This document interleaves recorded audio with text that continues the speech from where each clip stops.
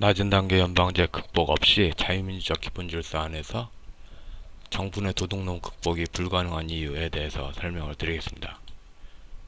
한국 사회에서 그 짬밥만큼 한국 사회에서 공공전의 횡령이 얼마나 빈발하냐 약 상징적으로 보여주죠. 군대밥이 맛이 없다면은 딱 하나입니다. 재료비를 안 쓰는 겁니다. 그러니까 그런데 지금 그 50년대처럼 그렇게 안 쓰냐. 분명히 재정 투하로 분명히 한 사람당 한 끼 식사로 엄청나게 투하됐을 겁니다. 그런데 재료비들을 누군가 어떻게 빼돌리니까 이렇게 군대밥이 이렇죠. 근데 여기만 이렇냐? 거의 모든 조직이 다 그렇습니다. 이 친중 친북 운동권 세도 정치는 극에 달하고 사회 조직은 완전히 붕괴했죠. 나라에 도둑이 많다. 그러니까 허수아비 임금 시대, 지금 제왕적 대통령 그렇게 반대하고 바지 대통령 시대지 않습니까? 아무것도 못하죠. 근데 문제는 그렇게 고려연방제 계속해서 공산당 주권이 되면은 중공식 부패 청산, 그러니까 공산당에 충성하지 않는 사람을, 그러니까 실제로 아주 부패해도 공산당에 충성하면은 봐주고, 그러니까 충성하지 않으면은 그렇게 하는, 그렇게 나올 수 있죠. 대부분의 부패 공무원들은 박근혜, 이명박 때도 실력을 발휘했습니다. 이번에는 끝판왕을 보여줍니다. 그러면은 이분들이 다음 정권에서도 어떤 정권이 오더라도 존속하고 있다. 그런 이야기죠. 전두환 4천억 비자금 심판할 때 제왕적 대통령은 이제 반대가 동시에 벌어졌는데, 우리는 임금에 대해서 너무 편향적 시각을 가지고 있습니다. 물론 뭐 임금이 좋다는 거 아닙니다. 임금이 결국은 국가든 임금이든 모든 형태로 중세적으로 그렇게 권력 집중하면은 그게 공산주의입니다. 근데 우리는 귀족 중심으로 가는 그런 공산주의적 형태에 대해서 너무 경계를 안 했어요. 제왕적 대통령 반대 귀에 못이 박혔던 이유는 곧 박정희 전두환 때 빈발한 환국 때문이다. 그러니까 왕이 중심으로 돼서 양반 귀족을 억눌렀던 게 다 환국 아닙니까? 경신환국, 기사환국, 갑술환국, 이런 환국이 빈발했다. 근데 지금 현재로서는 환국을 하면은 이제 우파는 87년 이후 안 한다고 사회 천명했는데, 좌파는 안 한다고 천명을 한 적이 없어요. 그러니까 우파도 하고 싶다 하면서 노인 할아버지들이 그렇게 말한 순간, 또 전라도 좌파가 갑질하는 거에 떡밥이 되잖아요. 같이 하지 말자. 너네는 너네도 하지 말자. 이렇게 돼야 되죠. 그래서 그 공산당 주대 반복 자유인사 척결에 제왕의 강립을 부르는 게 남북대화죠. 남북 대화가 꼭 대화가 목적이 아니라 실제로는 북한에 갑을 세우고, 문장의 갑을 관계로 해서 홍콩 국가보안법처럼 그렇게 가는 문제죠. 돌이켜 생각해 보면은 5.18 같은 경우에서도 그래요. 조갑자 씨 허위 사실을 썼잖아요. 5.18이 반북이다. 허위 사실입니다. 근데 그런 식으로라도 자꾸 유도하면서 국민들에게 스스로 자기를 겨냥하게, 꼭 부동산 사기같이 그런 걸 계속 반복했습니다. 세금 폭탄이다, 부동산 문제가 나쁘다, 포퓰리즘이다, 뭐 소득주도 성장, 뭐 기업 경영 실적 왕만, 모두 하나로 이어집니다. 레닌의 줄선 관료들의 갑질, 모든 권력을 소비에트로, 모든 권력을 남북연합체로, 이 간단한 문제를 하나를 설명을 못해요. 결국 부패사범 척결이든 탄핵 무효 재심이든 경세 문정인 유죄 판결에서만 가능합니다.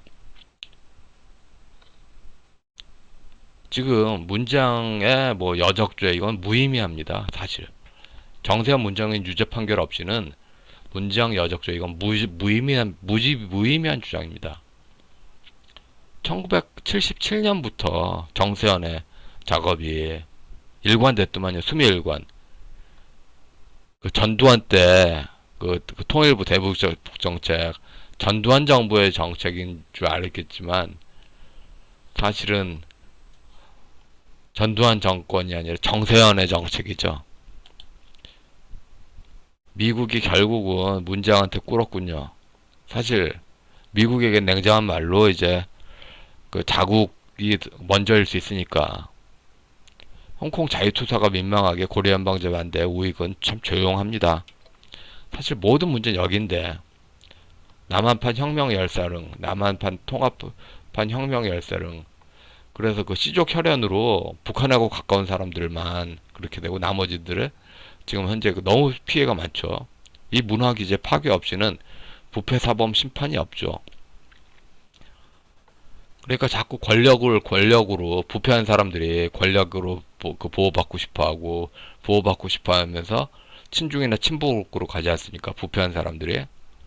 근데 또 결국 부패한 사범들이 결국 그 고려연방제로 가도 그 심판이 되는데 사이에서 줄타기 하면서 계속 시간만 벌죠. 그러면서 국민만 망하고 체제 공조는 과도기이며 결국 고대 중국식 사륙적 병합인데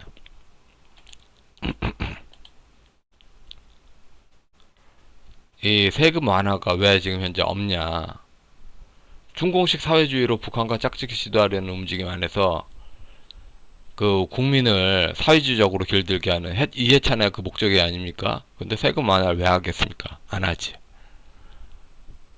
그러니까 세금 완화를 목적으로 하면은 낮은 단계 연방제를 중심으로 하는 정세현 문정인의 유죄 판결 없이는 불가능할 겁니다. 유죄를 판결 내려야지 단순한 정책적 전환이 아니라 선거로 다수결 심판이다 단순한 정책적 전환이 아니라 유죄 판결을 내려야지 이게 바뀌겠죠. 혁명가와 사대부와 부패 관료가 동일하다. 그래서 그 마치 이완용 정신의 부패처럼 체제를 팔아먹더라도 어떻게 그 부패하고 싶다. 혁명가와 사대부가 부패 관료가 하나다. 후천개벽 대동 부족 혈연주의, 그 친중 혈연만을 룰랄라 나머지 혈연들의 피해. 그래서 친북 친중 혈연들의 그 세금 따먹기를 나머지 국민들이 그 고스란히 그 세금 부담을 짊어지고 있다. 그래서 차라리 그냥 자산법을 터져라. 그렇게 보고 있죠. 후천개벽 종교는 주체 사상만큼 썩었습니다. 새로운 종교가 필요합니다. 이런 인식이 필요하죠. 지금 후천개벽 종교와 다 보세요. 귀족과 그러니까 그 신종교 후천개벽 종교 보면 전부 귀족과 수직 라인으로 그 시족 혈연들이 쭉 수직 종속적으로 그 라인밖에 없어요. 시족을 달리하는 쪽에 남에게 무슨 무엇으로 비춰지나 그렇게 종교 윤리로 하나도 없어요. 거의 제로의 상태예요.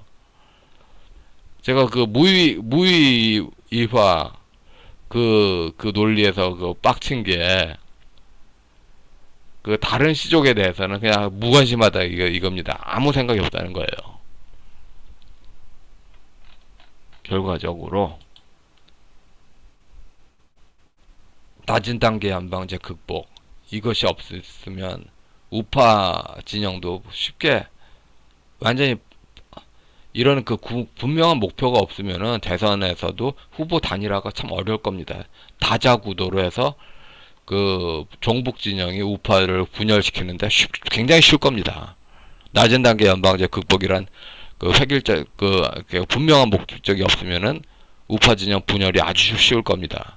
그래서 결국 그들 뜻대로 완성되고 도둑놈 극복이 불가능하겠죠. 결국 아까도 말씀드렸듯이 도둑놈 심판에서는 증명 이게 당신은 죄인이다.